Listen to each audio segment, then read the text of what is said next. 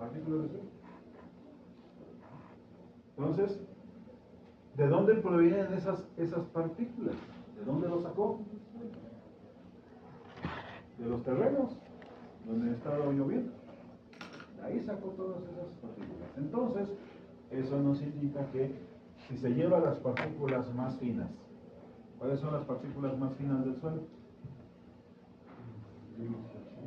Limo y arcilla, arena muy fina. Si se lleva esas partículas y si la arcilla y el humus también que hay en el suelo es la partícula que adquiere nutrimentos o que retiene nutrimentos y se los lleva, ¿qué se van a hacer también en esas partículas? También se van los nutrientes. Y si se van los nutrientes, entonces se reduce la fertilidad. Pero no solamente es el gran efecto, el otro efecto es ¿a dónde va a caer pues, ese suelo? ¿A dónde va a parar? Pues generalmente va a parar en caminos, en presas, zanjas, drenes, y cuando esa agua va a dar al mar, ahí va a parar todas esas partículas cargadas de nutrientes. Y eso, al final de cuentas, ¿qué va a pasar? Con un proceso en el agua, si va a parar aguas almacenadas, ¿qué nos puede ocasionar? Un proceso que se llama eutrofización. ¿Pueden ser qué cosa es la eutrofización? Exactamente. Acceso a nutrientes, enriquecimiento de aguas por algunos elementos, principalmente dos. Pero también, chicos, puede tener procesos de contaminación. Al moverse las partículas del suelo no solamente llevan nutrientes pegados, elementos, también lleva partículas de plaguicidas o de contaminantes que nos pueden ir a afectar a cuerpos de agua específicamente. Nos afectan flora y fauna. A ver, atiéndanme tantito de favor, chicos. Vean ustedes. Este es un ejemplo sobre el efecto de la pérdida de suelo respecto a la reducción de la productividad. Vean ustedes, 50.8 milímetros, ¿cuántos centímetros son? 5 centímetros. Reduce, según este estudio, el 15% de la productividad. Pero ¿qué sucede cuando aumenta la pérdida de suelo? ¿Qué pasa con la productividad?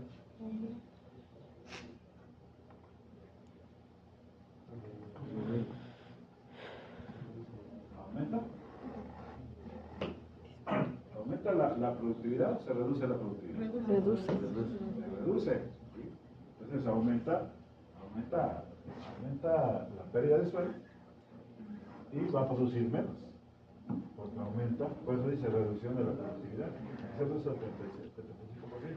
Quiere decir que nos va a funcionar solamente hasta el 25%. Va a alcanzar la productividad. Entonces, si aumenta la pérdida de suelo, se reduce la productividad. Bueno, eso lo vamos a comprobar también con un ejemplo que ahí viene, ese cuadro que sigue, que habla sobre la disminución de la producción.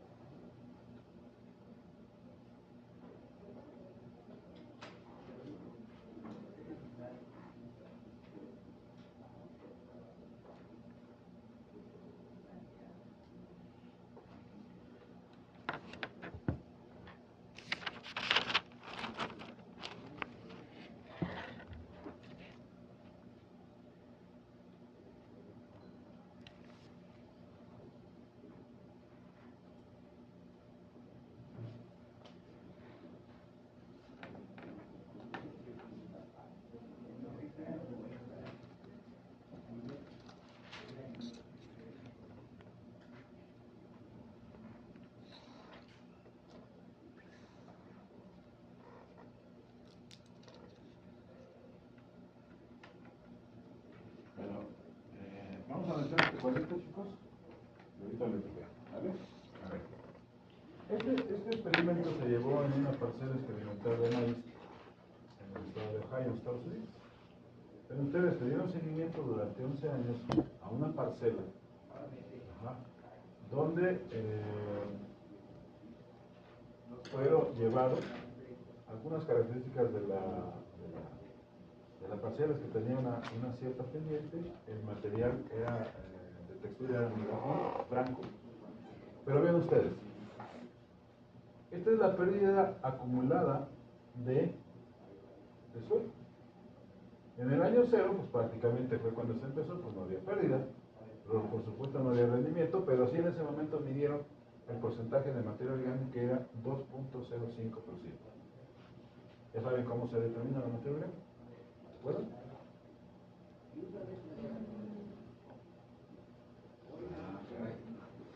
Es que no. A ver, Anayeli, ¿cómo determinamos la materia orgánica en el suelo? ¿Método B? No es textura.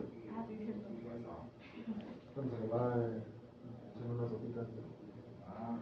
Otra cosa. Reductante. El método de Waikibak. Donde oxidamos y después reducimos con el factores. Y medimos el temperatura. Ok. Ya se acordaron. Bueno, en el primer año se perdieron 2.5 milímetros.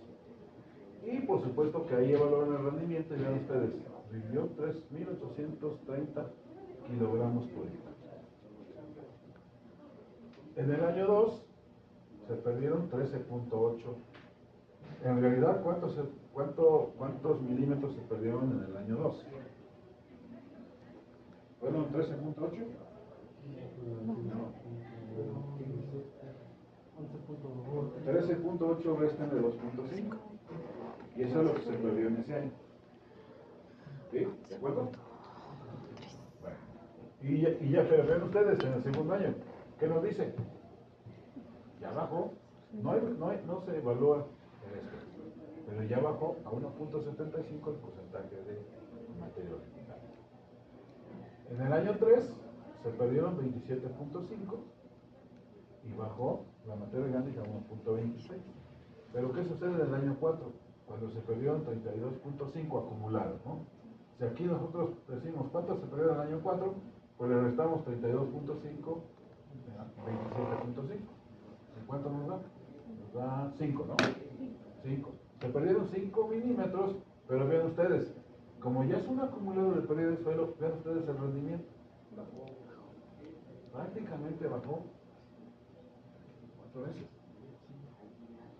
A 1067. ¿Sí? Y ven ustedes cómo, a medida que todos los años se va perdiendo suelo, hasta llegar al año 11 a 140 milímetros, que son 14 centímetros, ven ustedes el rendimiento. 100 kilos. Y el porcentaje de materia orgánica, 0.5%. ¿Qué nos indica eso? Respecto a los parámetros que teníamos arriba. ¿Sí? Que entre mayor se pierde, se reduce o se abate la productividad. Y entre más se pierda, la productividad se abate más fuertemente. Pues vean ustedes aquí, por ejemplo, se perdieron, ¿cuántas? Si tenemos 100, 38 veces menos rendimiento. Y allá, 4 veces menos de materia orgánica. Entonces, ¿qué se está perdiendo con materia orgánica? Fertilidad. Y esa fertilidad tiene un efecto directo en el rendimiento. ¿De acuerdo? Entonces, esto confirma que entre más se pierde suelo, menos productividad va a haber, menos rendimiento. Ok, ahora sí quieren comer.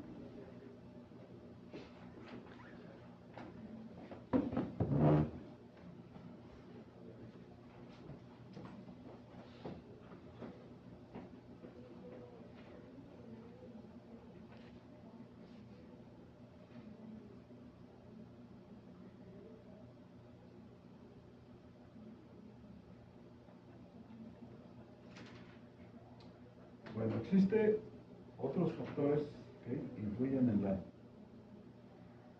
pérdida de suelo. Ven ustedes, chicos, ahí tenemos la influencia de la cobertura vegetal y el manejo que se le dé a ese terreno respecto a la pérdida de suelo. Aquí tenemos 5 condiciones de vegetación, bueno, 4, porque no tienen, que es el barbecho. ¿Qué es el barbecho? Cuando se le da vuelta al suelo, Cuando se trabaja, se mecaniza o se trabaja con el arado al suelo constantemente. Ese es el barbecho. Pero después tenemos 4 condiciones de vegetación: maíz, rotación, avena y heno. Entendámonos. ¿Todo el mundo ha visto esto? Maíz rotación cuando se rota. O sea, tenemos maíz y luego se rota con otro cultivo. Luego tenemos avena y luego tenemos el heno. ¿Cuál es? No es que el que ponen en los peregrinos, lo que sacan de los árboles. Sí, para los animales. Es el forraje que es cortado en el campo y que se deja secar en el campo. Como por ejemplo la que le llaman la tapa achicalada, que se seca en el campo y luego vienen y lo empacan y listo ya. Entonces se corta y se deja tirado en el campo para que se seque. ¿Qué es lo que hace ese forraje tirado? Pues hay una cobertura que cubre el suelo perfectamente y eso se le llama heno. ¿Ah? Ok. Vamos a ver. Vean ustedes. El barbecho, ¿por qué se pierde más en el barbecho cuando tenemos condiciones de barbecho? porque las partículas están muy sueltas. Exactamente. El trabajo constante, meterla al arado constantemente va a romper todas esas estructuras.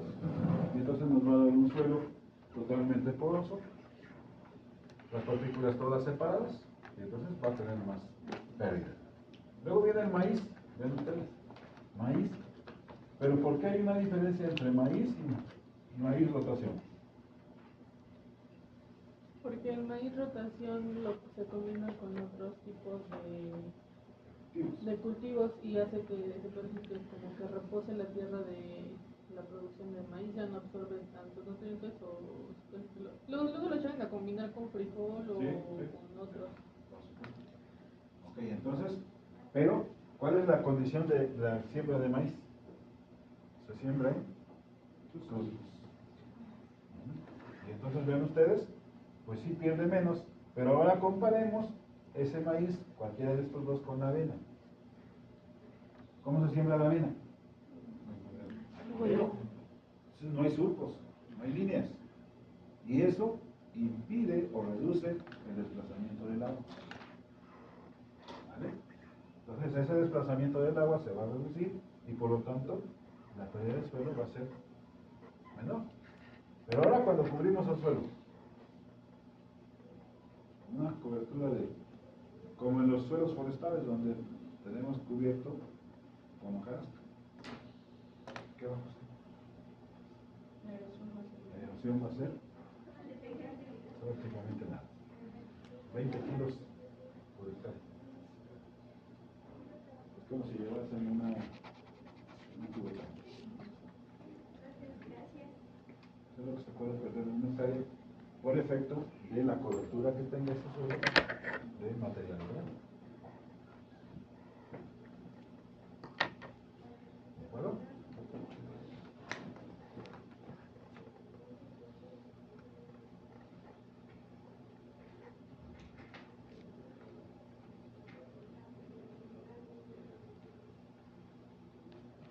¿Pero? Bueno.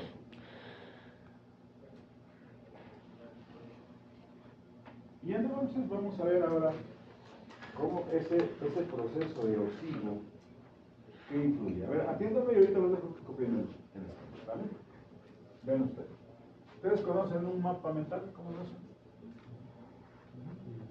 Entonces, erosión hídrica es función de, y ya ponemos, de dos componentes importantes, ven ustedes. Primero es la erosividad del agente activo o la habilidad de agua para causar erosión. ¿De qué se está llamando aquí? De la lluvia. Y del otro lado dice la erosión, la erosionabilidad del suelo, susceptible del suelo para ser erosionado. La habilidad entonces del agente activo, que es el agua, está determinado por la acción dispersante de la lluvia, la cantidad y velocidad de la escorrentía. La acción dispersante de la lluvia, ¿a qué se refiere ese aspecto cuando hablamos de la definición de erosión? De la acción dispersante. ¿Qué es dispersar? No, todavía no. Es separar, ¿sí? Es apartar. Se dispersó la manada de borregos. Uno se fue por acá y otro se fue por otro lado. Así como ustedes cuando íbamos a los viajes de estudio, cada quien se dispersaba en la noche. A unos lugares donde quién sabe quién entraba, pero bueno. ¿Ok? Bueno, entonces ven ustedes, si esto va a tratar de la acción dispersante y la cantidad de velocidad de escorrentía, entonces se refiere específicamente a las características de la lluvia. ¿Qué características tiene una lluvia? Dígame una característica. ¿Otra vez? La fuerza que con lo que hay, la velocidad. ¿Puede ser? La intensidad. También. ¿Se acuérdense? No todas las lluvias tienen la misma intensidad. Ni siquiera en una lluvia hay la misma intensidad todo el tiempo. Va cambiando. De repente llueve mucho al principio y poco al final, no al revés, ¿no? Empieza con tantito y luego se incrementa la caída. Ok. Eso nos va a dar a la primera factor de la ecuación universal de pérdida de suelo, que es el factor R. El factor R, entonces, ¿a qué se refiere? A las características de la lluvia. Ajá. Bueno. Después viene la susceptibilidad del suelo a erosionarse. Y eso depende, ¿de qué depende?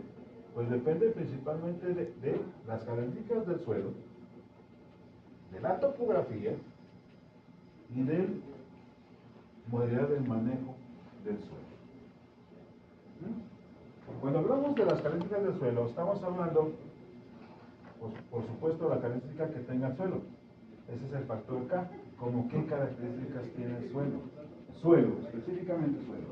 Textura. ¿Cómo qué características? Que hace ratito estábamos platicando. Suelo susceptible, suelo resistente a erosiones.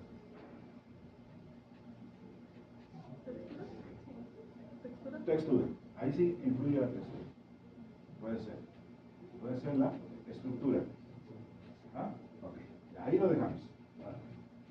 Luego vamos a valer también del aspecto de la topografía del terreno. Y la topografía del terreno tiene dos parámetros importantes, que es la longitud de la pendiente y el grado de inclinación del terreno. Grado de pendiente. ¿Cómo medimos la pendiente? El grado de inclinación del terreno. Con un inclinómetro. 5%, 10%, y más arriba, 30%. ¿Y eso va a influir o no en la velocidad de escurrimiento?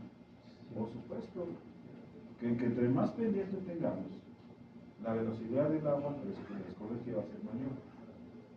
Pero eso no sería suficiente, porque también debemos de tomar en cuenta la longitud de la pendiente. ¿Qué tanto va a recorrer esa agua? ¿Y cómo va a ser su fuerza erosiva? Entre más recorra una distancia, ¿qué va a pasar? ¿Va a ser más erosiva o menos erosiva? Más erosiva. Por eso entonces tenemos que tomar la longitud de esa pendiente que va a causar erosión. Entonces ya tenemos, eso es el factor de problema. Y luego tenemos la modalidad de manejo. Y esa modalidad de manejo influye dos factores más. Bueno, el factor longitud va a ser, vamos a medir como L, acuérdense ahí lo tienen y el grado de pendiente es L. Y luego la modalidad de manejo influye qué vegetación está sobre el suelo. Ya lo vimos, ¿se acuerdan hace ratito el cuadrito? Cuando hablamos de surcos y de no surcos y de no hay vegetación o una cobertura total. Entonces, eso influye el tipo de vegetación y eso nos va a dar el factor C. Y finalmente nos va a dar la modificación de la superficie del terreno. Por ejemplo, si nosotros hacemos bordos, o le ponemos bordos a aquella longitud de pendiente, ¿cómo sería el escurrimiento? ¿No? O sea, ustedes han visto que en las carreteras le ponen un tope. ¿Para qué le ponen el tope? Para que disminuya la Para que los velocidad. autos se tengan ahí. Bueno, si es suyo, ¿no? Si no, se va. Traigan el carro ahí todo madre. Sí, ahí lo ponen que no se vaya. Exactamente. Y eso nos va a indicar el factor P. ¿Vale? Bueno, ahora si quieren copiar.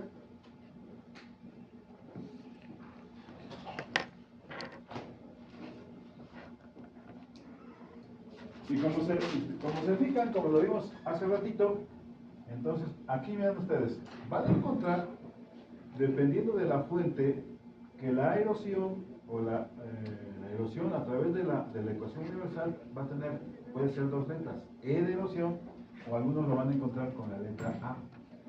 ¿Sí? Entonces, puede ser cambiante, no significa nada. Porque yo me pregunto, oiga, ¿por qué no nos viene con ellos? Entonces, nada, no se preocupen. Al final de cuentas hablan de la erosión que va a ocasionar la combinación de estos factores. Y todos estos 6 factores, acuérdense, son multiplicativos. Ninguno se suma, todos se multiplican por su valor respectivo.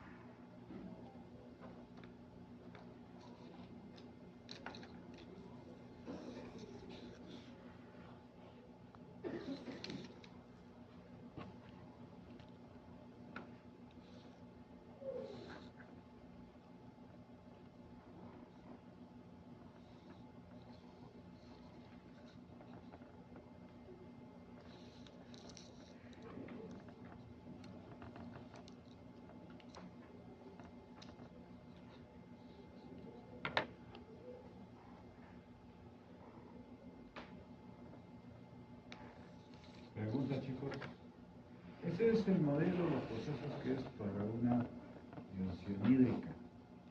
Si nosotros queramos determinar erosión eólica, ¿serán los mismos factores? No todos.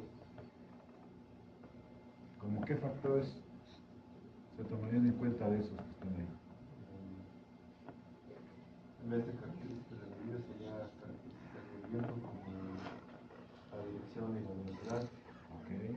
Características del suelo, pues es así, podría ser. Podrían ser las mismas. La longitud de la pendiente, el grado de la pendiente.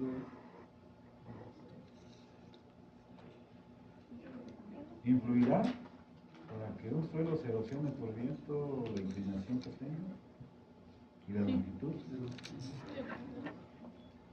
¿Sí? Sí, porque sería como la barrera, ¿no? Con la que está chocando. Si tuviera, ya no, a lo mejor sería menor. Ok. ¿Qué otra no debe faltar? La vegetación. La vegetación. El tipo de vegetación que tengamos en un sitio va a ser detrimental para que se dé mayor o menor grado de erosión. Y la modificación de la superficie tendrá algo que ver con la reducción de la erosión eólica.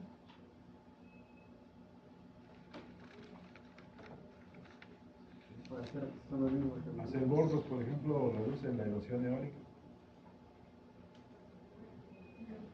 ¿Reducirán la velocidad?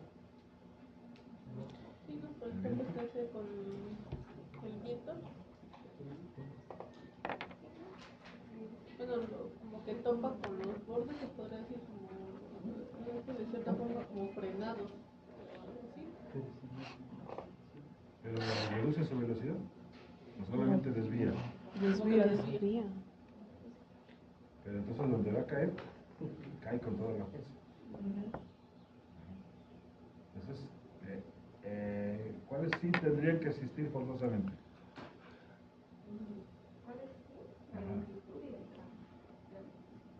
¿Características del viento sería? Allá al principio, sí. Características del suelo, también. De la vegetación, también. Y los otros, siempre y cuando estén a favor del viento dominante. Ajá. Por ejemplo, si hay una pendiente que sea a favor del viento dominante para que tenga efecto, porque si va en contra, ¿qué va a hacer? ¿Será igualmente erosivo? Si va en contra, o sea, si el viento viene aquí y la pendiente, la inclinación está así, choca, ¿qué va a hacer? ¿Será como se favorece o se reduce la velocidad? Se va a reducir la velocidad. Pero al menos el primero, el segundo y el penúltimo son fundamentales que existen. ¿Ok? Bueno, continuamos entonces.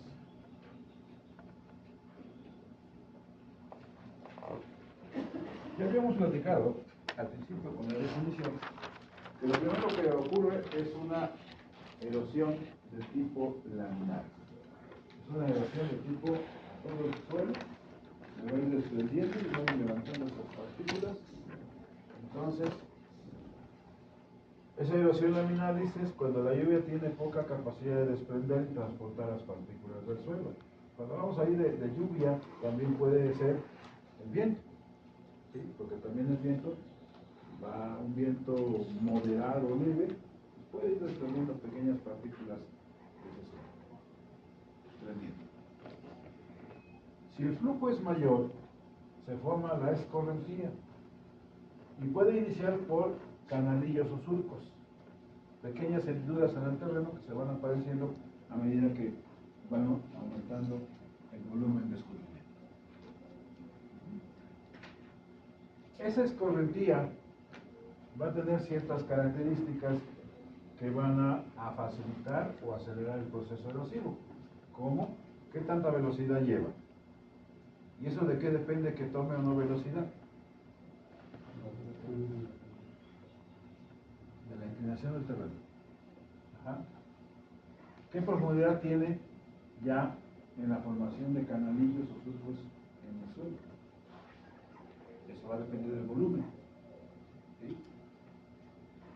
Y eso ocasiona, cuando va escurriendo y de repente choca con algo, con una piedra que está ahí en el camino, o con algo que tengas ahí, ¿qué es lo que va a ocasionar? El choque.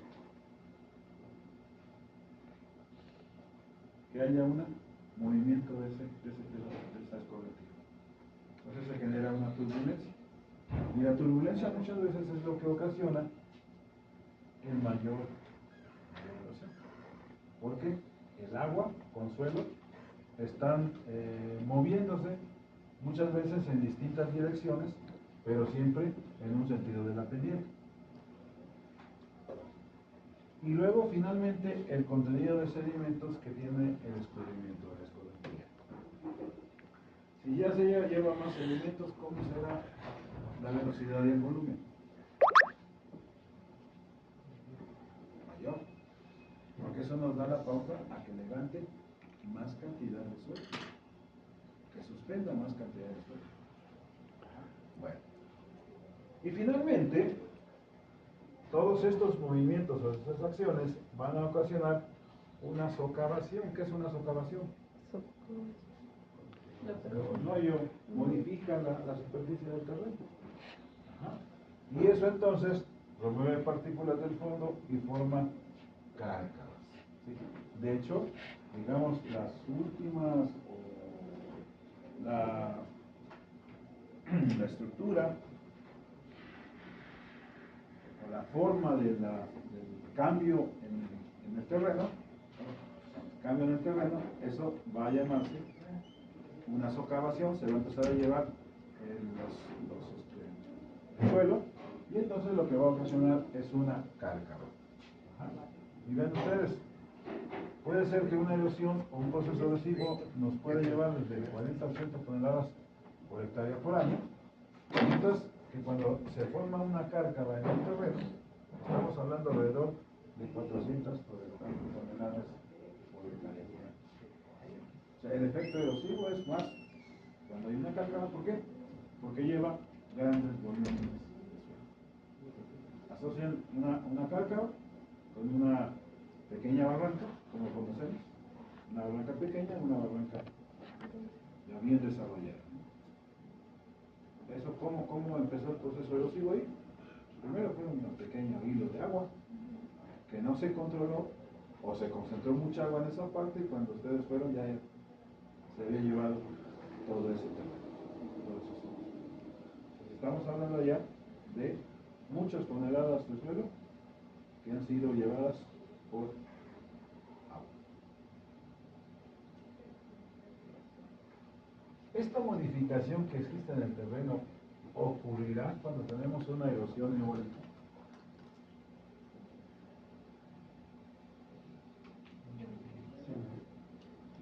Formará cárcavas.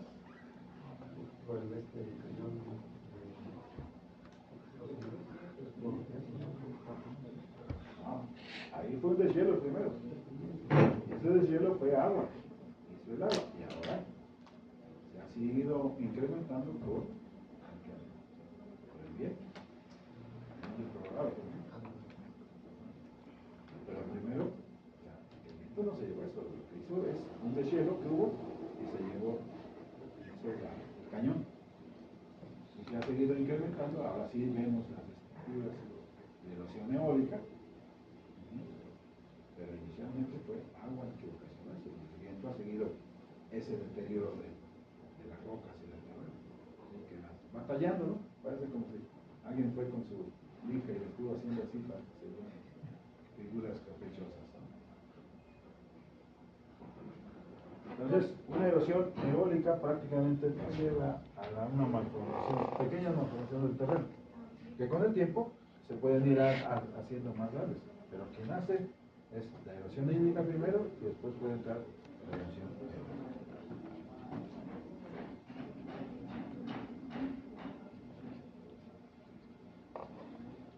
Entonces, las partículas del suelo, vean ustedes, se pueden mover o transportar por una combinación de tres fenómenos. El primero va a ser un arrastre superficial.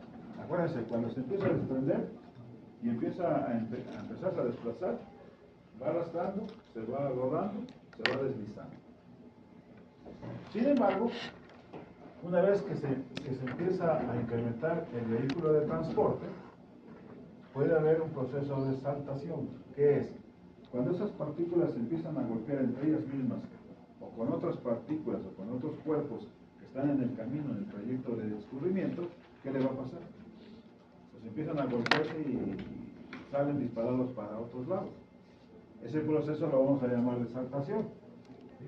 Entonces hay una turbulencia y hay un levante de partículas. Y el tercero es cuando llaman suspendidas. Cuando se incrementa el volumen de agua, y entonces cuando pasa el agua aquí en el canal, difícilmente van partículas arrastrándose abajo. Ya no. ¿A dónde van? Van suspendidas en el agua. ¿Sí? Porque llevan un gran volumen y entonces ya van en suspensión. Esas son las tres formas de cómo se van a erosionar las partículas. Primero arrastre, después saltación, y finalmente suspensión. Eso mismo ocurre con el viento. No se les olvide, lo primero se empieza a arrastrar partículas, empieza a haber una saltación porque chocan con otras partículas o con cuerpos que están en el recorrido, y finalmente cuando vemos un remolino, y alcanzan, pasa en el centro, ustedes se quedan en el centro, que sienten en cuestión en la cara, en el cuerpo, partículas que llevan suspendidas y que seguramente los van a estar golpeando. ¿Dudas hasta aquí? Dice Manuel que tiene una duda, a ver, Carmen, dice.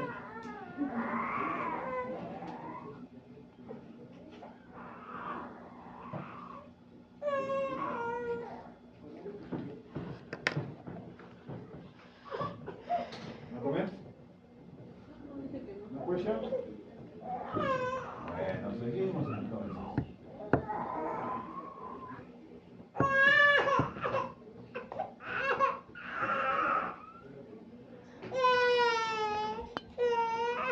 Esta es una forma más específica de lo que acabamos de observar.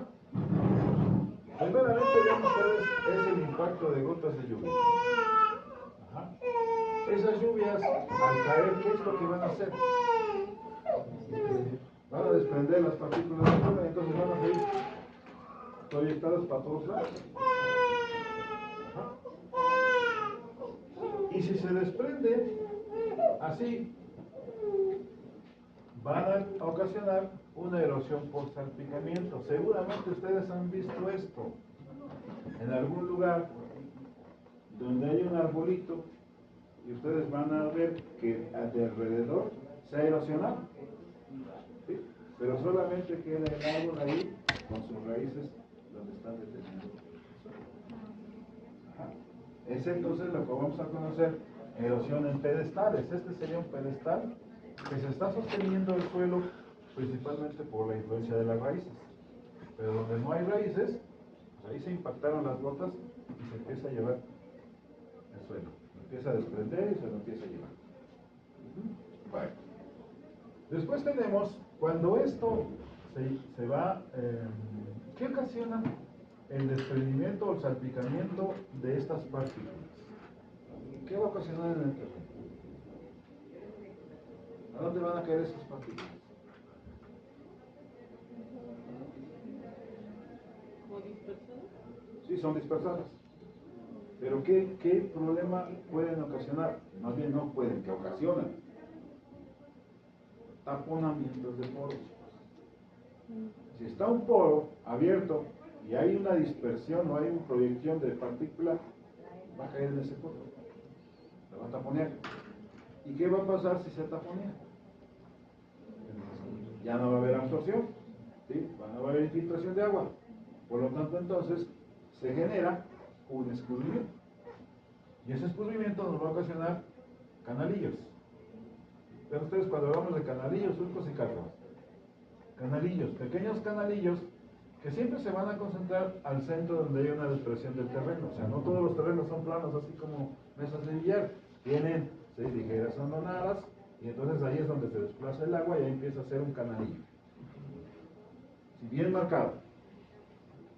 Ese canalillo entonces puede ser una erosión en canalillos y va a ocasionar, una vez que se forme esta corriente acá, va a ocasionar una erosión que se llama erosión de caída. Todo material que lleva una pendiente específica y tiene una caída, hay un tallamiento donde cae. ¿Y eso qué nos va a ocasionar? Que cada vez entonces se vaya cayendo, se vaya llevando partículas y la cárcava o el canalillo siga creciendo aguas arriba. A ver, vamos a distinguir qué son aguas arriba y qué son aguas abajo. ¿Qué son aguas arriba, chicos? Aguas arriba es de dónde viene el escurrimiento. Aquí es aguas arriba. Como decían, aguas que hay arriba, ¿no? Y aguas abajo es para donde va el escurrimiento. Sí, porque si no, como que no nos entendemos. Ajá. Entonces, este escurrimiento viene de acá para acá. Y va a empezar, cuando cae, va a empezar a tallar esta parte. Esta parte lo va a desprender. Y entonces siempre va a ir subiendo, la cárcava siempre va subiendo el canalillo hacia aguas arriba. Porque siempre va desprendiendo y va subiendo su límite. Muy bien. Después de que se formó la cárcava, si nosotros aquí pusiéramos muchos canalillos, pues ahora ya nos van a formar, canalillos, nos van a formar una erosión en surco. Una erosión en surco ya es más grueso, ya lleva un mayor volumen de agua.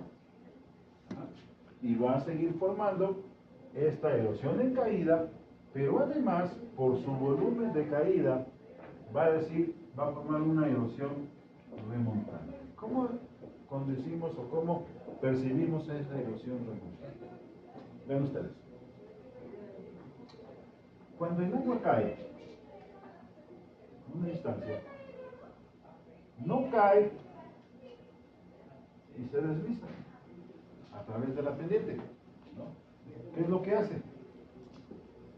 Cae y hay un remolinamiento de agua. Ojalá cayera así y pum, se fue. Claro, si hay una estructura de concreto no va a hacer esto, pero generalmente en los terrenos no hay concreto, es totalmente tierra, suelo. Entonces hay una caída y hay una turbulencia, quiere decir que hay un remolino. ¿Sí han visto? O sea, no cae el agua y se va, sino cae y hasta como que hace burbujeo. ¿Qué quiere decir? Que cae el agua y empieza a hacer una turbulencia. Por eso está esta marca. ¿Qué quiere decir? Que la turbulencia lo que va a hacer es que va a ir socavando por debajo del límite de la superficie a este terreno. Y en determinado momento, como tiene un peso arriba del agua, y aquí le vamos rascando por debajo, ¿qué le va a pasar? Se va a desprender esto. Y entonces este proceso, después del tiempo, pues ya subió a esta parte y va a ser lo mismo así. Y se va a ir desprendiendo. Y se lo va a llevar. A eso le llamamos erosión remontante. Aguas arriba. La cárcava va a ir creciendo por acá. Entonces, en una cárcava no va a avanzar, digamos, hacia de arriba hacia abajo. el agua, sino hacia atrás. Exactamente. O sea, la cárcava no se hace de arriba y va creciendo hacia abajo. No, sino crece de abajo hacia arriba. Porque se va llevando el suelo. ¿No? Imagínate que por aquí rascó y lo va a sacar arriba y lo va a llevar arriba. No, es de abajo hacia arriba. Siempre empieza de abajo y va creciendo. Por estos mismos, por la erosión de caída y por la erosión remontante. De tal manera que si estos surcos no se controlan, entonces podemos caer a una erosión en cárcavas. Erosión en cárcavas, si ven ustedes, que es el proceso de todos estos prácticamente. De una erosión de caída, de una erosión remontante, y lo que vamos a ver, y seguramente esto lo han visto ustedes, donde hay mucha erosión, van a ver estos pináculos. Estas formas de un montículo de tierra, y arribita un poquito de pasto, un nopal, algo que está arriba, ¿no? Que se pareciera como una erosión en pedestales, sin embargo, a los lados ya se perdió el suelo, ya fue una erosión en cárcava. Prácticamente. Entonces, esa forma del movimiento de las partículas provocadas por el escurrimiento del agua. Entonces nos va a dar la erosión en cárcavas y la que nosotros vemos es la erosión en pináculos. Este es un pináculo. Esta imagen, ¿sí lo han visto seguramente? Por ahí donde han pasado, mira, puros montículos ahí con un pastito arriba o no tiene nada. ¿Dónde podemos combatir entonces este tipo de cárcavas externos ya donde terminas con lo? Exactamente. Puede ser acá. Puede ser acá. Inmediatamente ponerle una barrera para que no se siga formando eso. Bueno, entonces ahora ¿dónde lo vamos a controlar? A través de su proceso de escurrimiento con unas olas que se llaman presas de torre, que la vamos a ver. 3. Control de cárcavas. ¿Qué es eso? ¿No se debería llevar todo usted? Sí, nada más que por formas del terreno se escurre por acá y se escurre por acá. Esto se lo fue llevando, pero aquí queda. O sea, no barra así totalmente que diga, lo dejó plano. No, siempre hay esas estructuras. ¿Por qué? Porque recuerden ustedes que el terreno no es heterogéneo, no es homogéneo, sino es totalmente heterogéneo. Entonces aquí tendrá un material o una roca por dentro que le está dando resistencia al empuje del agua. Y por eso se queda así. ¿Sí, chicos? ¿Queda más o menos claro lo que vimos? No, tiene que quedar bien claro. No más o menos. Ok.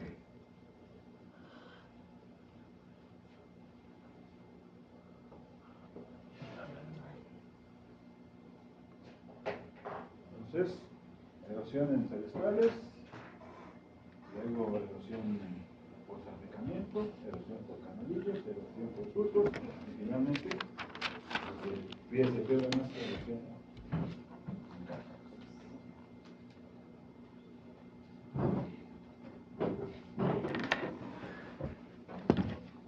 Algunos factores de la lluvia que influyen en la erosión hídrica. Ya vamos con un concepto que se llama erosividad del agente activo. ¿Cuál es el agente activo? La lluvia. ¿Qué cosa es la erosividad de lluvia? Es la capacidad potencial de la lluvia para causar erosión. Esa erosión va a ser función de algunas características físicas que tiene la lluvia. Por ejemplo, podemos hablar de forma global de una lluvia, digamos, durante un periodo de tiempo. Un año, un mes, una semana, qué sé yo. ¿Qué debemos de conocer de forma global? La lluvia. Por ejemplo, aquí nos dice cantidad anual de lluvia. ¿Cómo sabemos ese valor? Cantidad anual de lluvia. A través de una estación meteorológica que nos va a reportar precipitación anual. ¿Sí? Es la cantidad de lluvia. Pero además de eso, de la cantidad de lluvia, debemos de decir el número de días de lluvia. ¿Cuántos días llueven cada región? ¿Cuántos días lloverán aquí en Tulancingo? Aproximadamente. ¿Al año? Al año, sí. 30 días. Es muy poquito. Como unos 60 días. 2 meses casi.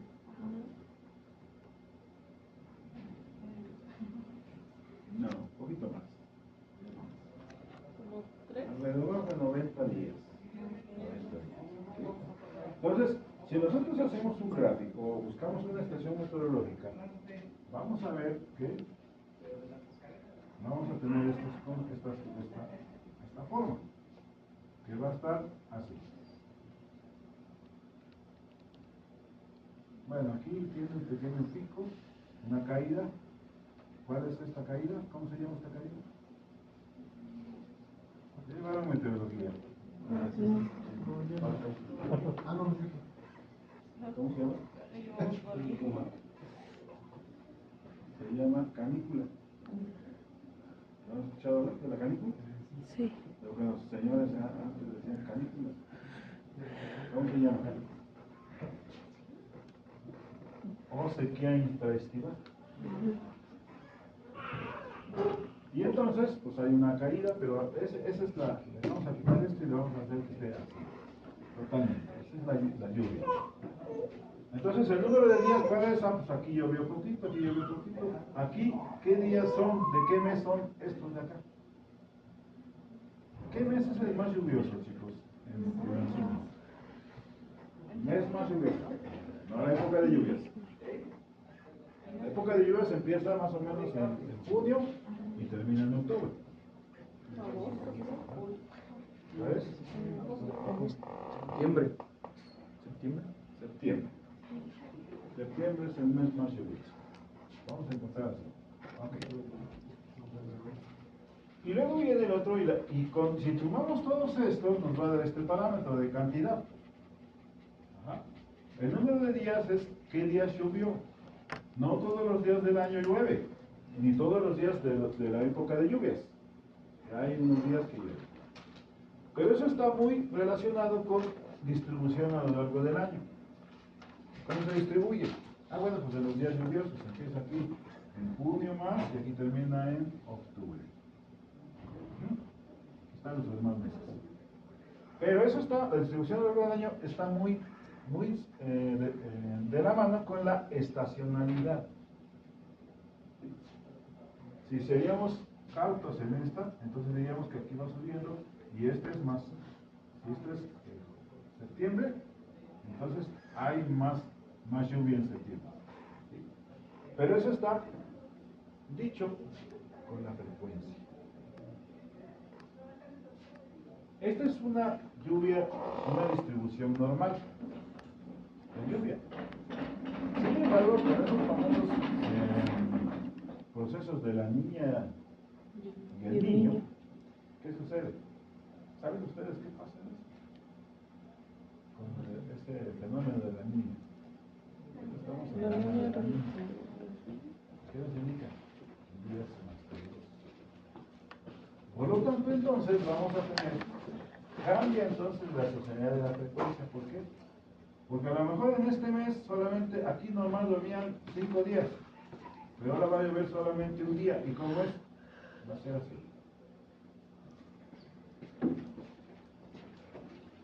Un día mucha lluvia y los demás días casi nada. Y así todos los meses. Por lo tanto, entonces, la distribución de los días lluviosos ya no tiene una condición normal. Para el cálculo de la media, eso sí, porque esto lo metes con esto y pues te va a dar un valor este. Pero cuando son lluvias diarias, esto es lo que está sucediendo. De repente llueve un día 40 milímetros y los demás días llovieron 5. Oye, pero es día lluvioso y deja de llover 15 días. Y en ese día otra vez llueve mucho y no. Entonces, la frecuencia de lluvias ha cambiado. Quizás no cambió la lluvia total, o tiene una ligera variación, sino lo que cambió es la frecuencia. Entonces ya no llueve, sí llueve todos los días, pero pues, un día llueve lo que tenía que llover en una semana o en 15 días, y ya no puede llover.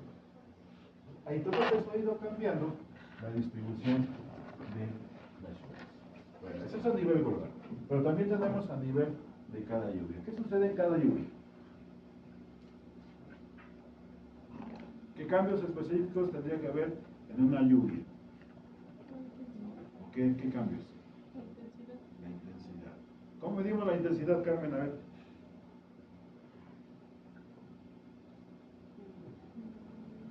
¿Por la fuerza de tocar? Por la fuerza, no, eso es velocidad. Por la cantidad, ¿no? ¿Vale? Por la cantidad. Cantidad de lluvia en un tiempo. Esa es la intensidad. Cantidad de lluvia que cae en un tiempo. Y entonces, ven ustedes, podemos determinar para cada lluvia la intensidad, que es la cantidad, esto es para acá, entre tiempo. Y entonces pueden caer acá. Caen 40 milímetros en 30 minutos. ¿Cómo fue la lluvia?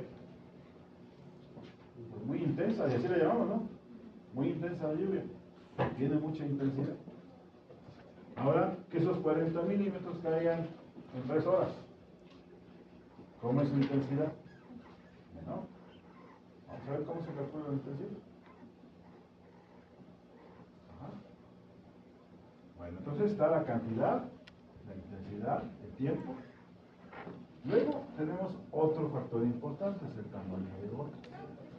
¿Cómo será el tamaño de gota de una lluvia? La precipitación. ¿Bien gruesa? ¿Cuánto?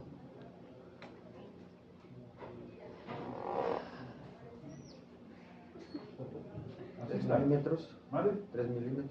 3 milímetros. ¿Quién da más? ¿Quién da menos? ¿Lo digo?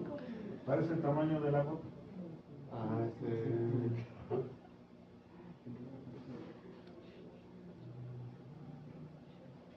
tenemos 0.1 hasta 1.0 centímetros.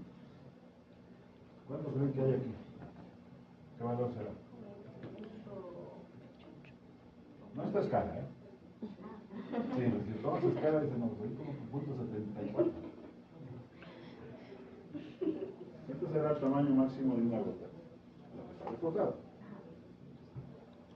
Decía Irineo que 3 milímetros, punto 3. La normal. La máxima como a 7. ¿Cuánto de acá? Normalmente es para eso. Y de ahí se empiezan a romper varios niños. No soportan. ¿Y por qué no soportan? Entonces, a ver, cuando cae una gota, ¿cuál será su forma? Redondeada, ¿sí? Alargadita, como luego lo ponen en una llave. ¿Sí? Bueno, disculpen el dibujo. O así. ¿Por qué la última? Por la distancia que va quedando. Cuando cae o cuando va cayendo. Cuando cae o cuando va cayendo. Sí, cuando va cayendo. La segunda, ¿no? Ajá, ¿Cuál? la de medio. La del medio, dice Sharon. Tú, Francisco, ¿y la del medio? Como entre la No te dejes influir, ¿eh? Yo decía que la segunda porque como que vienen chocando con los dientes y se van como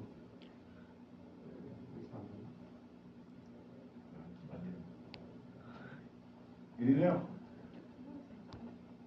como la tercera. como la tercera. Cada quien va a decir por qué dice esa forma. A ver, Carmen y las comadres. La segunda, ¿no? La segunda, alargadita. Teresa, La última. la última. Ok. ¿Y nadie dio por la primera? Sí, lo que voy a decir porque los comerciales luego los graban así, son redonditas. Y ya cuando chocan, se hacen así como la segunda. ¿Quién sabe qué comerciales es? Los del desayuno. Ya estás cambiando de opinión. ¿Qué hubo? No sé. A ver, ¿qué les dijeron que era la segunda? ¿Por qué?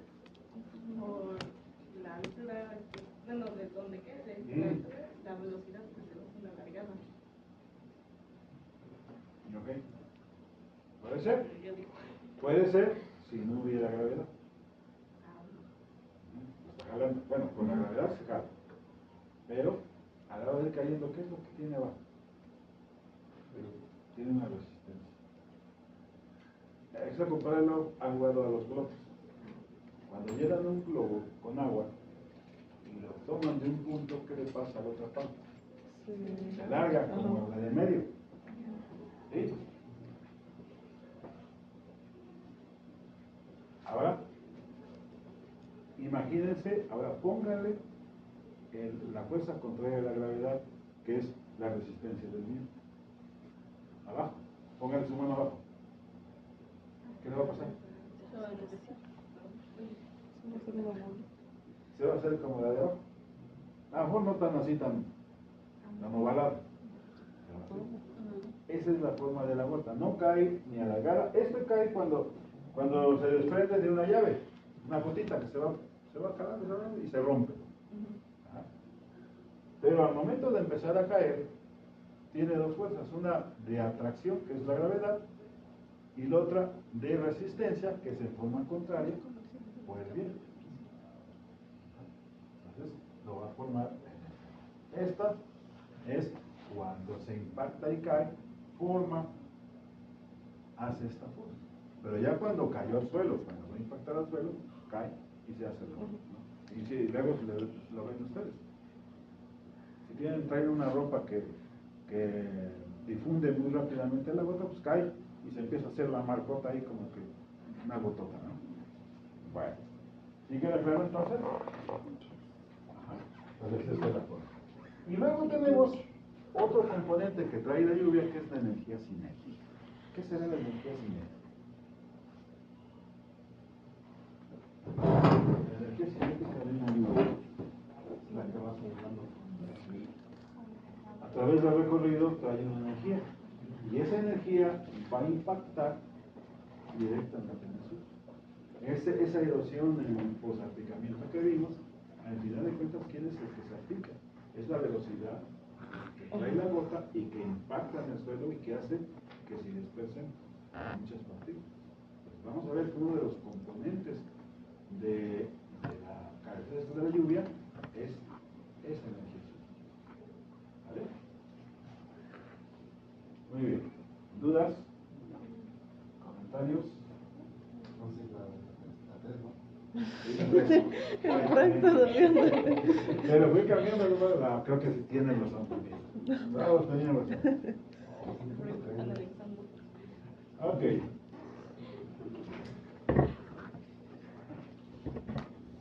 Vamos a ver. Acuérdense que la intensidad de la lluvia lo vamos a expresar por la relación que hay entre la cantidad y el tiempo.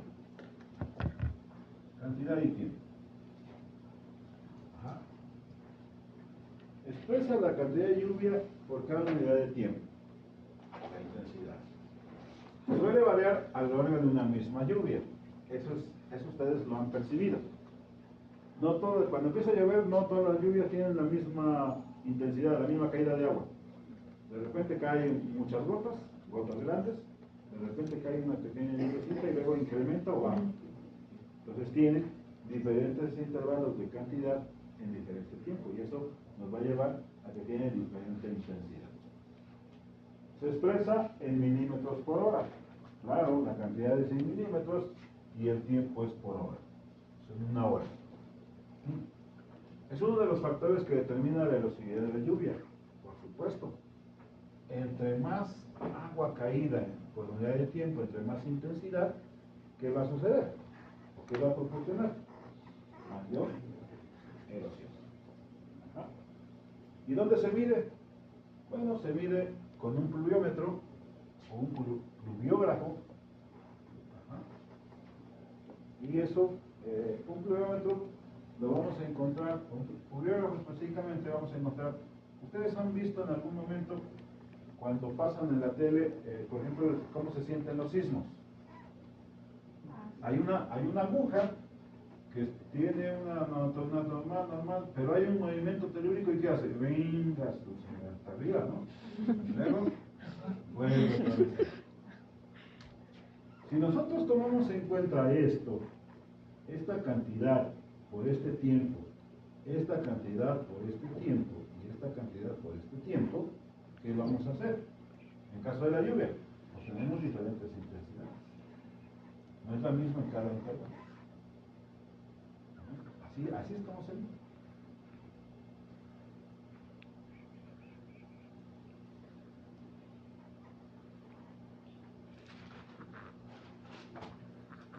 Entonces, determinando esto, en cada una de las intensidades, podemos hablar que la intensidad de lluvia lo podemos clasificar en estas categorías. Si la intensidad en milímetros por hora es menor de 2, se dice la relación que tenemos es una lluvia de tipo suave. Un poquito. De 2 a 20, una lluvia moderada. De 20 a 50, si su intensidad es un fuerte. De 50 a 90, muy fuerte. Y mayor de 90 milímetros por hora es torrencial.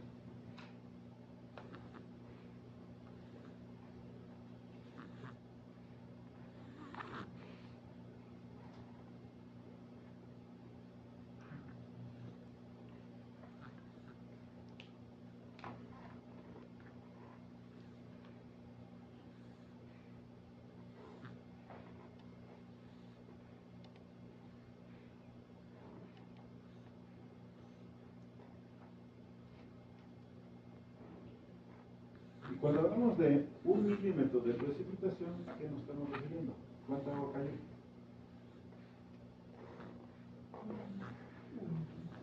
Un litro por cada metro cuadrado. Entonces, se ha calculado que una lluvia de entre 30 y 50 milímetros por hora, como ya comienza a ser erosiva. Porque ya se empiezan a gastar partículas, ya empieza a llevarse calor.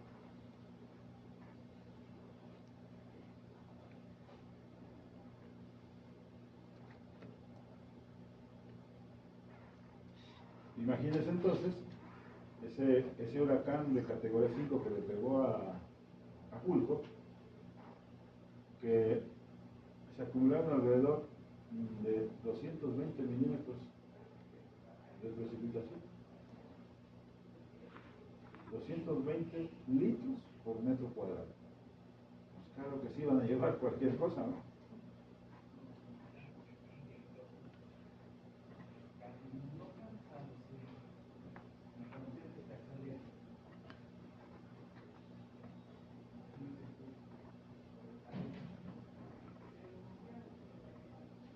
Busquen, chicos, por favor, estos autores.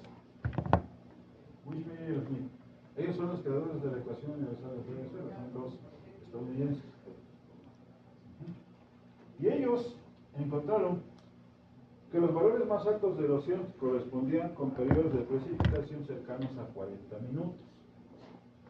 Por eso se ha tomado la intensidad y lo van a encontrar en algunos textos que ustedes conocen como I30, intensidad en 30 minutos. Porque ellos encontraron que una lluvia, más o menos, para hacerla más erosiva, son 40 minutos. ¿Por qué? Porque tienen sus extremos. Donde a veces empieza la lluvia torrencialmente, pero lo más común es que empieza a llover tantito, luego incrementa, llega a un punto máximo y luego empieza a bajar. Y al final, poquita lluvia. ¿Sí?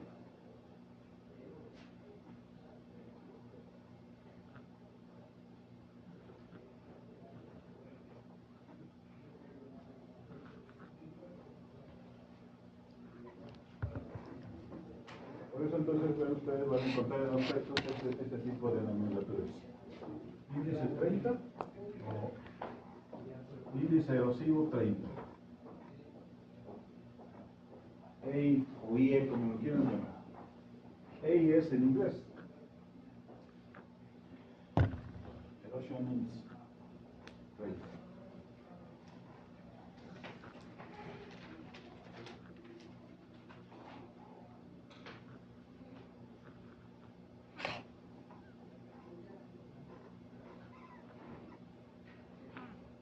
Hay algunos considerandos que debemos de tomar sobre la lluvia. Primero, el que tenemos ahí, relación intensidad-área afectada. Dice, al aumentar el área afectada, disminuye su intensidad.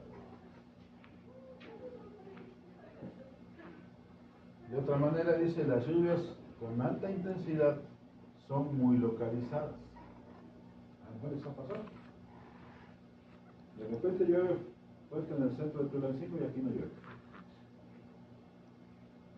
O aquí llueve y llegan a su casa una hora después y su mamá dice, ¿por qué tan tarde? Es que estaba llegando el ICAP, pero si aquí por encima no llovió nada, ¿qué pasa? Pero cuando empieza a caer un chipi, esa lluvia así delgadita está en Tulancingo, en Cocopec, en Santiago, en Zacatlán, en toda esta parte, va a llover. ¿Qué significa con ello? Porque, ¿cuál es la oración de intensidad afectada? Bueno, entre la lluvia sea más fuerte, con una intensidad mayor, va a abarcar pequeñas áreas más pequeñas. Cuando la intensidad es baja, va a ser en un área más grande, que puede abarcar un municipio. Valle Tulancingo, ¿ya escucharon? Está chipi, amanecer lloviendo, así despacito. Oigan, y por allá los que vienen de lejos, de Agua Blanca, todo eso, no, está lloviendo también allá. Abarca un área más extensa. Que cuando llegue un aguacero, pues aquí nada más en el ICAM y aquí alrededores y paró. ¿Sí? ¿De acuerdo?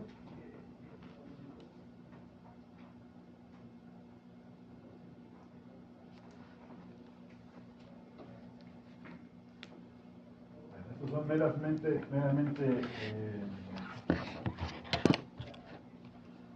si ustedes lo pueden desarrollar.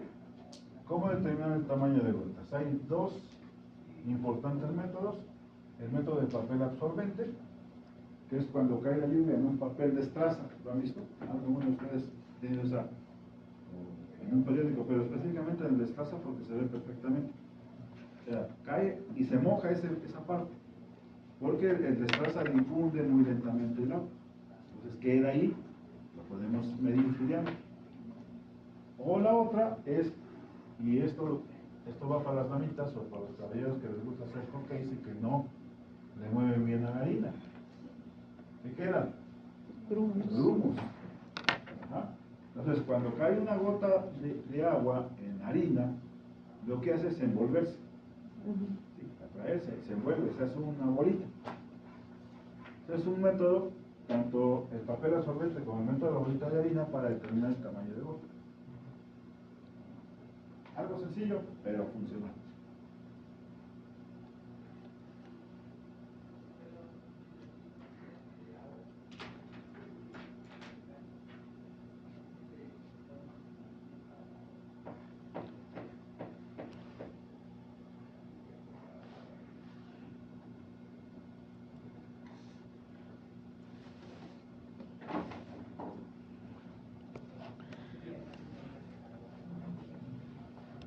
Oigan, ¿cuándo tenemos el examen? ¿Saben cuándo? ¿Cómo que examen? 24 de febrero. 24 de febrero. Sí. Ya la bandera, ¿no?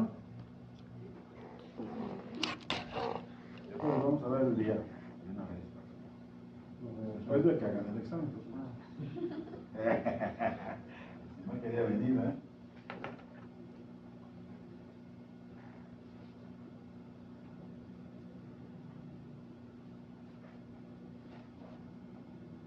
Tenemos entonces todavía 2 semanas.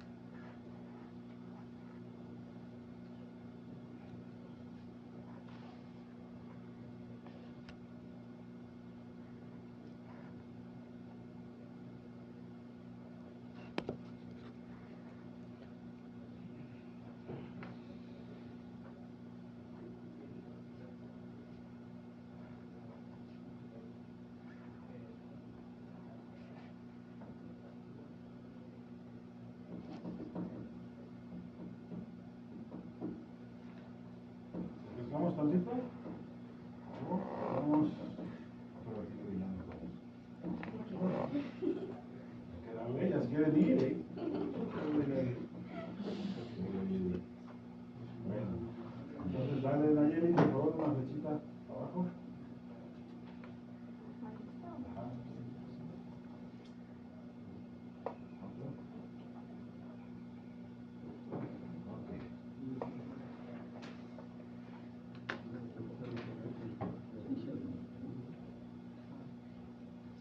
Ahora sí vamos a poder calcular, chicos, la erosividad del factor R. Para calcular entonces necesitamos conocer algunas características. ¿Qué cosas son, qué parámetros son los que nos van a dar ese factor R? Dos componentes importantes del suelo. De la lluvia, que es la intensidad de la lluvia y la energía cinética de esa lluvia. ¿Vale?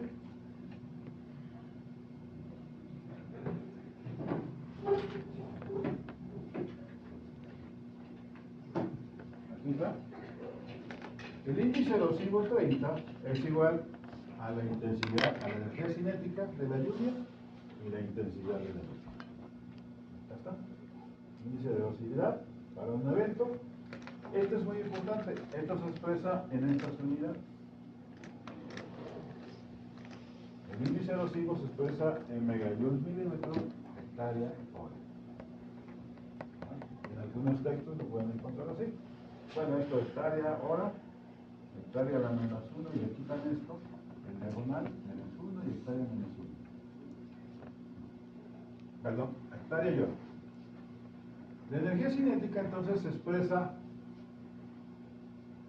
como trabajo en megajoules.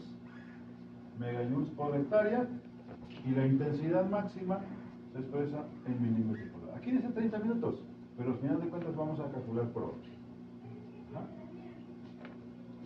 Y la pregunta es, ¿cómo calcular la energía cinética? Primeramente. ¿Por qué? Porque esto, chicos, ya más o menos lo sabemos, la intensidad que cae en un periodo de tiempo. ¿Sí? Ahorita lo vamos a ver.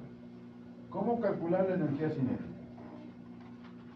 Este autor, Foster y colaboradores, propusieron una ecuación basada en la siguiente fórmula. A ver. La energía cinética del evento X o del evento Y es igual a una constante. Esta es una constante, 0.119. A ver, atiéndame ahorita, espíritu. Más otra constante, 0.0873, que va a multiplicar al logaritmo de base 10 en su calculadora. Chicos, a partir de la siguiente pueden calcular todo el mundo. Acuérdense que la calculadora viene en dos tipos de logaritmo: el logaritmo natural ln y el que dice lo. Ese es de base 10, ese es el que se va a ocupar. Ajá. Multiplicado por la intensidad del evento I. Ajá. La intensidad de la lluvia del evento I. ¿Cómo sacamos la intensidad del evento de lluvia del evento I? Multiplicamos la cantidad de lluvia que cayó y lo multiplicamos por 60 entre el tiempo. 60, ¿por qué 60? Porque vamos a llamarlo a una hora. Y el tiempo es lo que abarcó la caída de esa lluvia. A ver, entonces, ahora sí copien la fórmula. Aquí está su definición de cada una de esas partes que la componen: intensidad de la lluvia, energía cinética, tiempo de intervalo en minutos, cantidad de lluvia del intervalo de tiempo.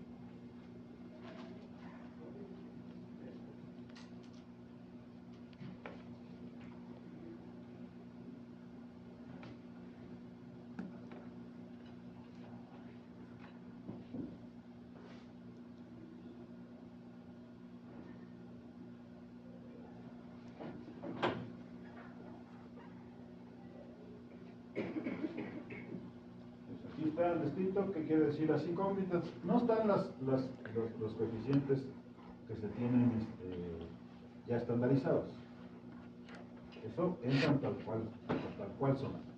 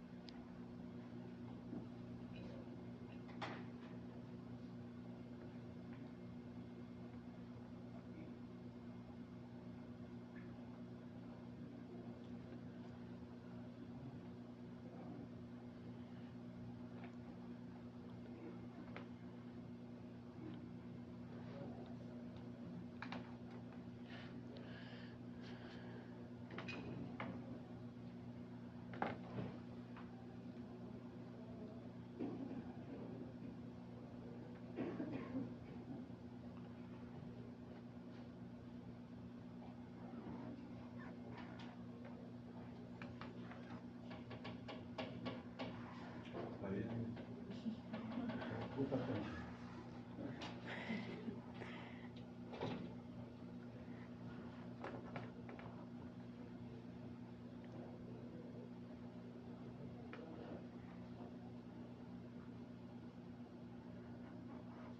¿Ustedes les tocó clases de SIG aquí? Sí, ¿No? ¿Y ustedes también tuvieron? sí. Pero no somos las máquinas. ¿Cómo?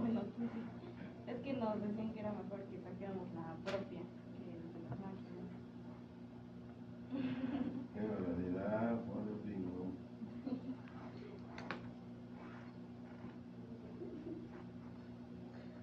No había mantenimiento de nada.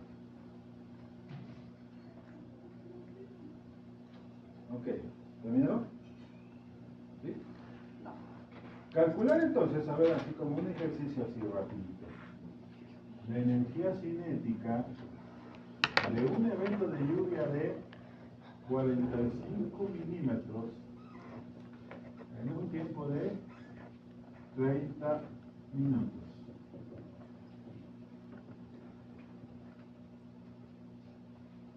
¿Cuál será la energía cinética de este evento de lluvia?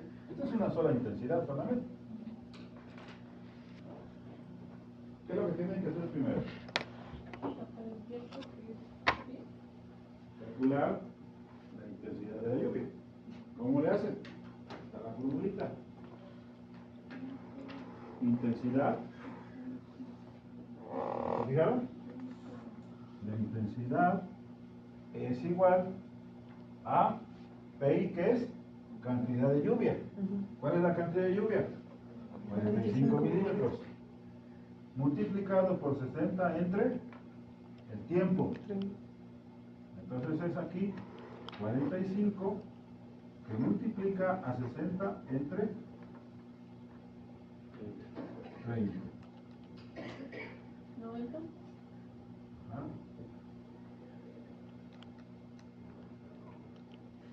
Déjenlo menos entonces, es mucho.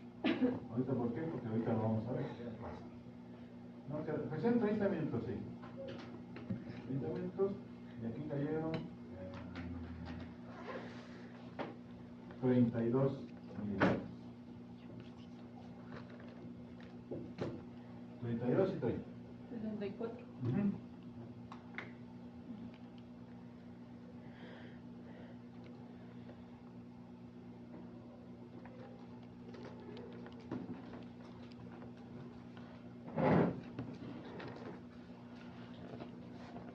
Luego, ¿qué le van a hacer a eso? Le van a sacar logaritmo.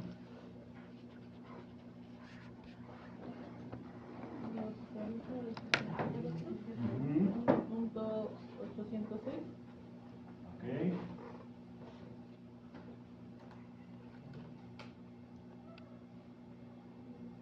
Y luego lo van a multiplicar por 0.0873.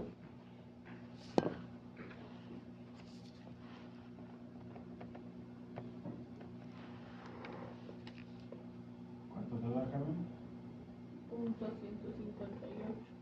¿Punto? Punto 158. Ok. Y luego se le van a sumar punto 119. Punto 277. Ok.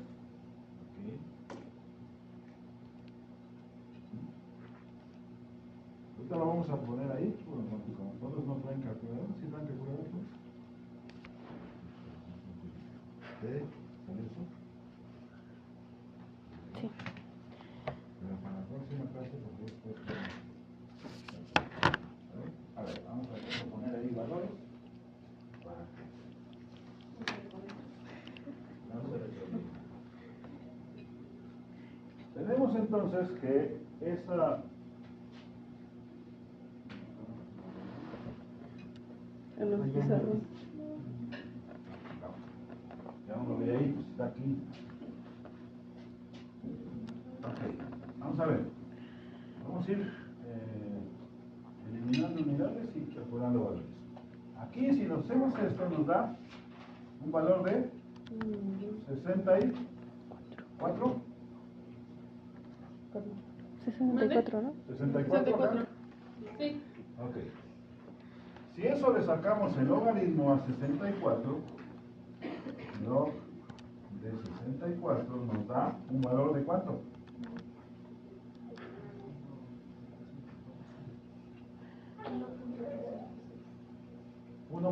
$806. 1.806. Siempre pongan aquí tres decimales, ¿vale?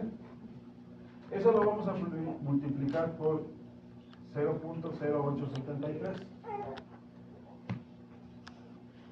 0.158. 0. Esto ya, 0.158. ¿Está bien? Sí. ¿Así? Y ahora le sumamos más esto de acá. 0.277. Entonces la energía cinética para ese evento 1 es igual a 0.277. 0.277. 75. 75. 7. 7. Sí. Sí. Ok, ahí está. ¿Ahora sí? ¿Qué significa esto? Que son 0.058 ¿qué? Megajoules por hectárea.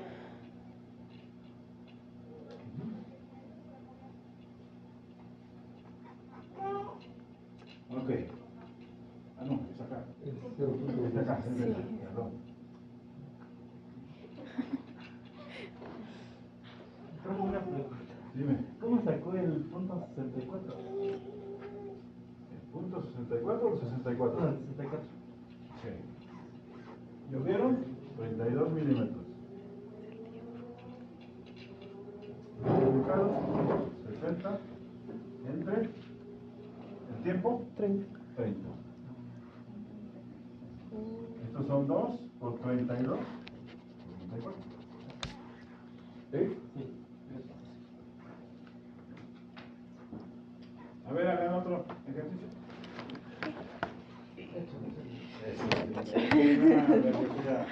Determinar la energía cinética del evento de lluvia que llovieron 27 milímetros en 18 minutos. 27 milímetros. 18 minutos.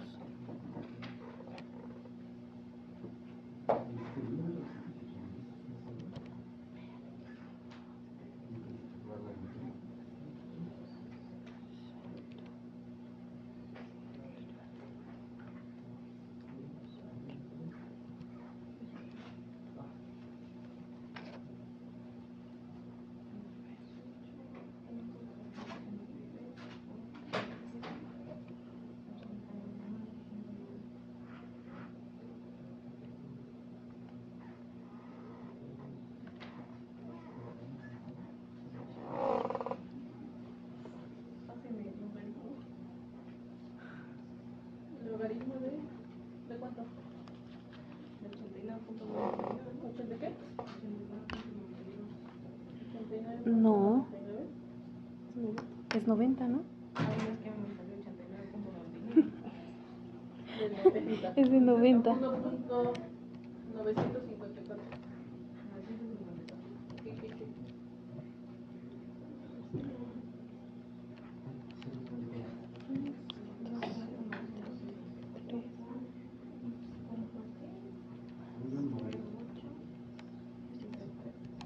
¿Cuánto? 0.269. Sí.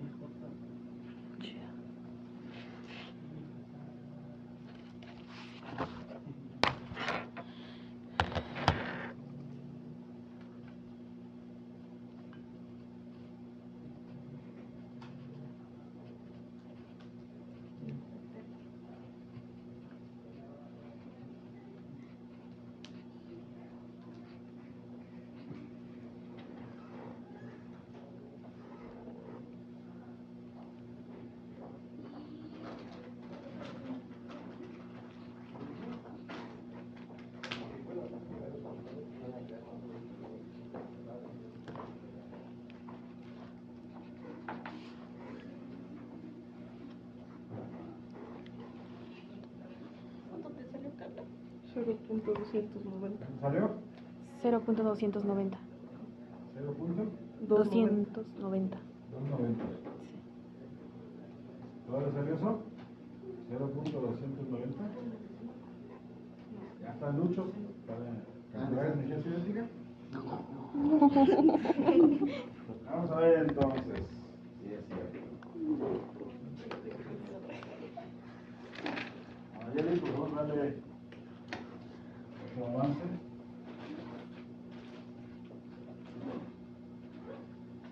Ok.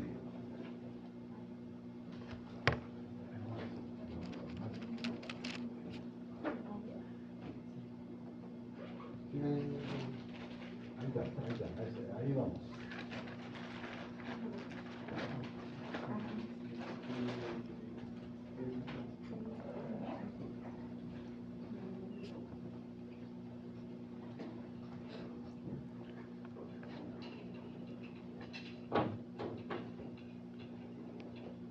A ver, chicos, respecto a sus datos, aquí hay unas aseveraciones, unas restricciones. Esta ecuación es válida para intensidades menores a 76 milímetros. ¿Cuántos tuvieron en la primera?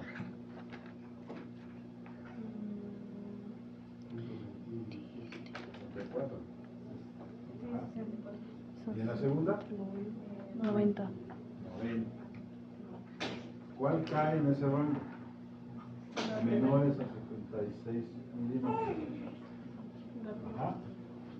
Para intensidades mayores, el tamaño de gata no se incrementa, por lo que una parte de la energía es absorbida por la lámina de agua en la superficie. Quiere decir que si llueve más, se acumula más rápidamente el agua y entonces ya el impacto de gota pierde esa energía.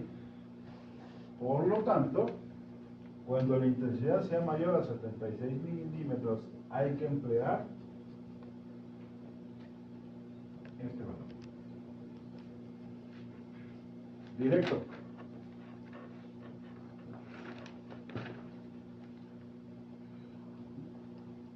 Por la especificación que dimos ahorita. O sea, ya no se hace ninguna operación. Ya no se hace, se toma directamente el valor este. ¿Sí queda comprendido, chicos? Ajá. En el caso del segundo valor que les dio 90 milímetros de intensidad y ustedes calcularon 0.290. Sí. ¿Qué quiere decir?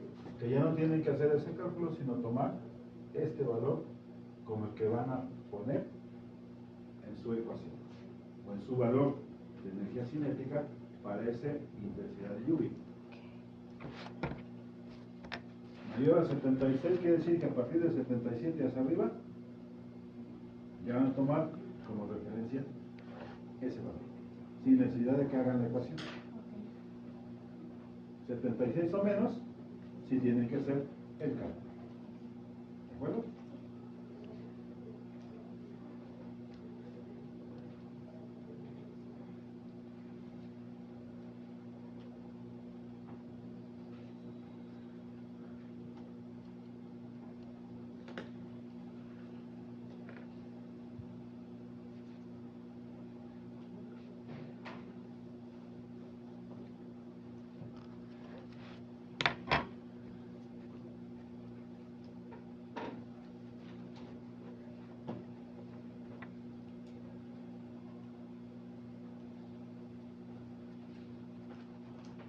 Dice ahí, estos datos son para una intensidad. Sin embargo, durante una lluvia ocurren muchas intensidades. Entonces, la energía cinética total de una tormenta se calcula dividiendo el pluviograma en varios segmentos de acuerdo a la intensidad del evento. Se aplica la ecuación y se suman los resultados parciales de la siguiente forma. Ya saben, sobre estadísticas, sobre la energía cinética es igual a la sumatoria de la energía cinética por la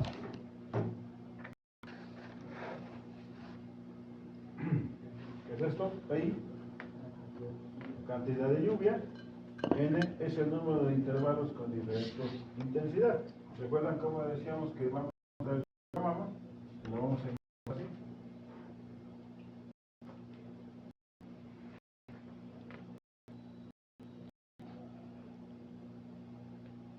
¿Cuántos más o menos aquí intervalos de lluvia? Muchos podemos sacar una media. Entonces, 1, 2, 3, 4.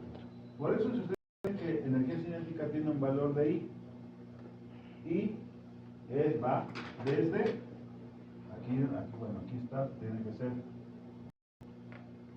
I es igual a 1 hasta N. ¿Sí se acuerdan de esa notación? I igual a 1 hasta N. N es el máximo valor del este. En este caso N tiene un valor de ¿cuántos? 4. Son 4 intervalos. 4 intensidades.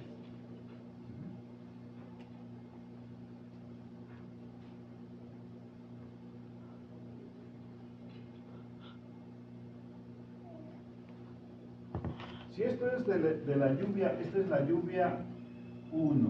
Imagínense que hoy tenemos suerte y llueve, que es el día 6 de febrero del 25. ¿Podemos sacar la intensidad? Sí, sumando. ¿Qué sumamos? Pues lo que va a tener aquí, el valor de acá, el valor de acá y el valor de acá. Sumamos y nos da un total de la lluvia 1. Pero si mañana, el sábado llueve otra vez, podemos sacar de la lluvia 2. Y así lo vamos sumando para completar lo que tenemos aquí.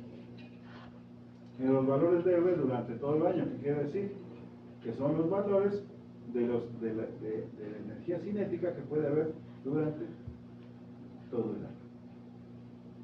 ¿De acuerdo?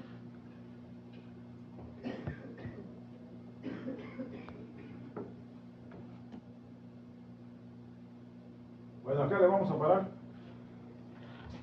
¿Alguna duda hasta acá? La próxima clase vamos a hacer un ejercicio sobre el cálculo de energía cinética ya de una lluvia con todos los componentes. Creo que por ahí está. A ver, pásale. Pásale, avanza. Vamos a llenar ese cuadro. Ahí está la lluvia, el tiempo, la lámina y la duración, cantidad, intensidad, energía cinética y todo eso. ¿Vale? Entonces traigan calculadora, chicos, no se les olvide. Bueno, hay que dejar picada la concurrencia, si no, no viene.